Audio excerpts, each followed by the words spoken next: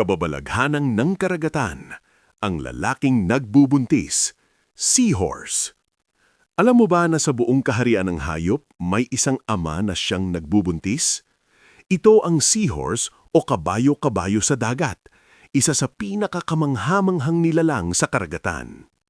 Ang seahorse ay isang uri ng isda na may ulo na parang kabayo at buntot na parang unggoy. Ginagamit nila ang buntot na ito para kumapit sa mga damong dagat at coral upang hindi matangay ng alon. Hindi rin sila mahusay lumangoy kaya umaasa sila sa agos ng tubig para makagalaw. Ang pinakamanakakagulat, ang lalaking seahorse ang nagbubuntis. Ipinapasok ng babaeng seahorse ang kanyang mga itlog sa pouch ng lalaki at doon ito pinapalaki hanggang sa maisilang ang daan-daang baby seahorses.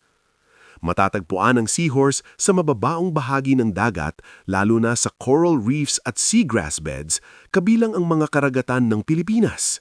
Ngunit dahil sa polusyon, iligal na paningisda at pagkawala ng coral reefs, unti-unti silang nanganganib.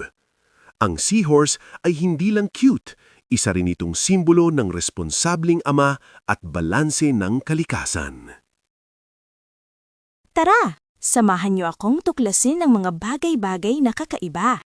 Lugar, selebrasyon, at species na makikita dito sa Pilipinas. Like, share, and subscribe.